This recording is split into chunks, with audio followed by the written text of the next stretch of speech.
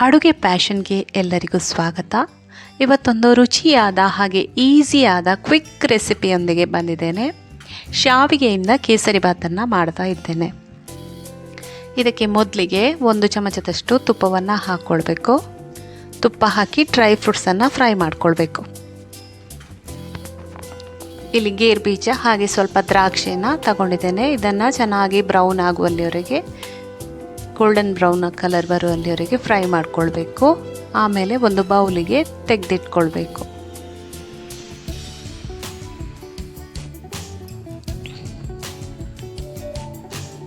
Next ಅದೇ ಪಾನಿಗೆ ಸ್ವಲ್ಪ ತುಪ್ಪ ಹಾಕ್ಕೊಂಡು 1 ಗ್ಲಾಸಷ್ಟು ಶಾವಿಗೆಯನ್ನು ತಗೊಂಡಿದ್ದೇನೆ. ನಾನಿಲ್ಲಿ ಒಂದು ಅಳತೆಗೆ ಅಂತೇಳಿ, ಒಂದು ಮೆಜರ್ಮೆಂಟಿಗೆ ಅಂತೇಳಿ 1 ಗ್ಲಾಸನ್ನು ತಗೊಂಡಿದ್ದೇನೆ.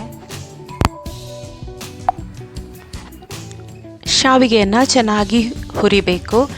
ಎಲ್ಲ ಶಾವಿಗೆ ಸ್ವಲ್ಪ ಕೆಂಪು ಬಣ್ಣಕ್ಕೆ ಬರಬೇಕು, ಅಲ್ಲಿಯವರೆಗೆ ಫ್ರೈ ಮಾಡಬೇಕು.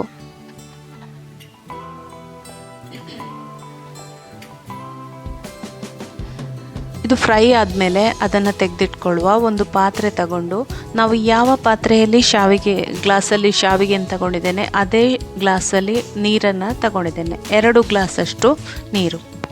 1 ಗ್ಲಾಸ್ ಶಾವಿಗೆಗೆ 2 ಗ್ಲಾಸು ನೀರು ಅಷ್ಟನ್ನು ಹಾಕಿ ನೀರನ್ನು ಕುದಿಲಿಕ್ಕೆ ಇಡುವ.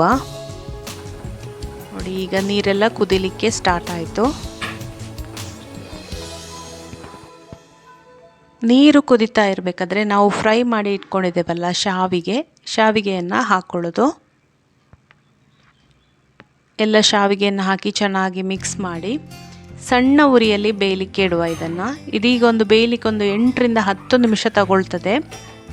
ಸಣ್ಣ ಉರಿಯಲ್ಲಿ ಮುಚ್ಚಿ ಬೇಯಿಸ್ಕೊಳ್ಳುವ. ಮುಚ್ಚುವಾಗ ಫುಲ್ ಕ್ಲೋಸ್ ಮಾಡಬೇಡಿ, ಒಂದೊಂದು ಸತಿ ನೀರು ಉಕ್ಕಬಹುದು. ಅದಕ್ಕೆ ಸ್ವಲ್ಪ ಓಪನ್ ಇಟ್ಟು ಬೇಯಿಸಬೇಕು. ನೋಡಿ, ಈಗ 10 ನಿಮಿಷದ ನಂತರ ತೋರಿಸ್ತಾ ಇದ್ದೇನೆ. ಶಾವಿಗೆ ಚೆನ್ನಾಗಿ ಬೆಂದಿದೆ.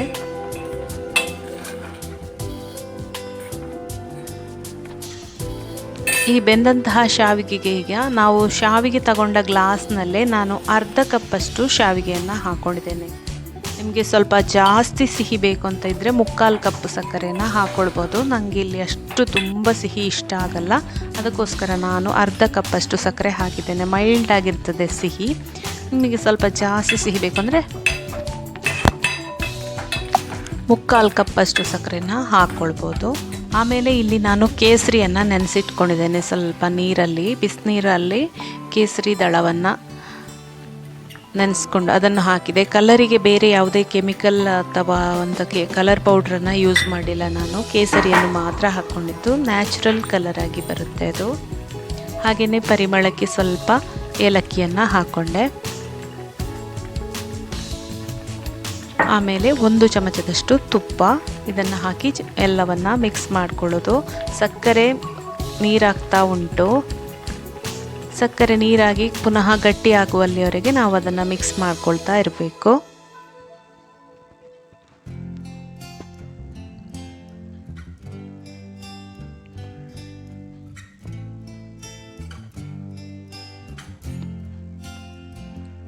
ನೋಡಿ, ಸಕ್ಕರೆ ಗಟ್ಟಿ ಆಗ್ತಾ ಬಂತೀಗ. ಕೇಸರಿ ಕೂಡ ಹಾಕಿದೆ ಅಲ್ಲ, ಕಲರ್ ಕೂಡ ಅದರದ್ದು ಚೆನ್ನಾಗಿ ಬಂದಿದೆ. ಈಗ ನ್ಯಾಚುರಲ್ ಆದ ಯೆಲ್ಲೋ ಕಲರ್ ಬರುತ್ತೆ ಕೇಸರಿ ಹಾಕೋದ್ರಿಂದ. ನಿಮಗೆ ಕೇಸರಿ ತಂದದಿಲ್ಲ ಅಂತ ಇದ್ದರೆ ಕಲರ್ ಪುಡಿ ಅಥವಾ ಅರಸಿನವನ್ನು ಬೇಕಾದರೂ ಹಾಕ್ಕೊಳ್ಬೋದು, ಯೆಲ್ಲೋ ಆಗಿ ಬರುತ್ತೆ. ಕೆಮಿಕಲ್ ಯುಕ್ತ ಪೌಡ್ರನ್ನು ಹಾಕೋದಕ್ಕಿಂತ ಮನೆಯಲ್ಲಿ ಮಾಡ್ಕೊಳ್ಳುವಾಗ ಅರಸಿನವನ್ನು ಕೂಡ ಹಾಕ್ಕೊಳ್ಬೋದು, ಕಲರ್ಸ್ ಚೆನ್ನಾಗಿರ್ತದೆ. ನೋಡಿ ಎಷ್ಟು ನ್ಯಾಚುರಲ್ ಆಗಿ ಬಂದಿದೆ. ಈಗ ನಮ್ಮ ಸೂಪರ್ ಆದ ಟೇಸ್ಟಿಯಾದ ಶಾವಿಗೆ ಕೇಸರಿ ಬಾತ್ ರೆಡಿ ಆಯಿತು. ಇದು ಸಕ್ಕರೆ ಗಟ್ಟಿ ಆಗ್ತಾ ಬಂದ ಹಾಗೆಯೇ ಮತ್ತೆ ನಾವು ಫ್ರೈ ಮಾಡಿ ಇಟ್ಕೊಂಡಿದ್ದೇವಲ್ಲ ಡ್ರೈ ಫ್ರೂಟ್ಸ್, ಅದನ್ನು ಕೂಡ ಹಾಕ್ಕೊಂಡು ಚೆನ್ನಾಗಿ ಮಿಕ್ಸ್ ಮಾಡ್ಕೊಳ್ಳೋದು.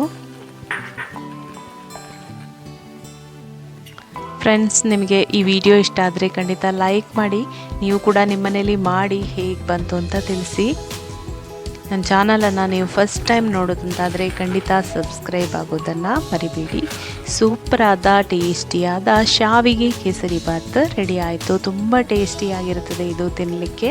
ಸಡನ್ ಗೆಸ್ಟ್ ಬಂದರು ಅಂದರೆ ನೀವು ಮಾಡ್ಕೊಳ್ಬೋದು. ಅಥವಾ ಯಾಕೋ ನಿಮಗೆ ಸ್ವೀಟ್ ತಿನ್ನಬೇಕು ಅನಿಸಿದ್ರು ಕೂಡ ಇದನ್ನು ಸಡನ್ನಾಗಿ ಮಾಡಿಕೊಂಡು ತಿನ್ಬೋದು. ತುಂಬ ಈಸಿಯಾದ ರೆಸಿಪಿ. ಇದನ್ನು ಈಗ ಒಂದು ಪ್ಲೇಟಿಗೆ ಹಾಕ್ಕೊಳ್ತಾ ಇದ್ದೇನೆ. ನೋಡಿ ಹೇಗೆ ಕಾಣಿಸ್ತಿದೆ ಅಂಥೇಳಿ. ಸಕ್ಕರೆ ಕಡಿಮೆನೇ ಹಾಕಿದ್ದು ನಾನು, ತುಂಬ ಸಕ್ಕರೆ ಹಾಕ್ಕೊಳ್ಳಿಲ್ಲ. ಸಕ್ಕರೆ ತುಪ್ಪ ಎಲ್ಲನೂ ಕಡಿಮೆನೇ, ಆದರೂ ತುಂಬ ಟೇಸ್ಟಿಯಾಗಿ ಬಂದಿದೆ. ಫ್ರೆಂಡ್ಸ್, ನಿಮಗೆ ಈ ವಿಡಿಯೋ ಇಷ್ಟ ಆದರೆ ಖಂಡಿತ ಲೈಕ್ ಮಾಡಿ, ಚಾನಲನ್ನು ಸಬ್ಸ್ಕ್ರೈಬ್ ಆಗೋದನ್ನು ಮರಿಬೇಡಿ. ಹೀಗೇ ರುಚಿಯಾದ ರೆಸಿಪಿಯೊಂದಿಗೆ ಮತ್ತೆ ಬರ್ತೇನೆ. ಅಲ್ಲಿವರೆಗೆ ನಮಸ್ಕಾರ, ಬಾಯ್ ಬಾಯ್, ಟೇಕ್ ಕೇರ್, ಥ್ಯಾಂಕ್ ಯು.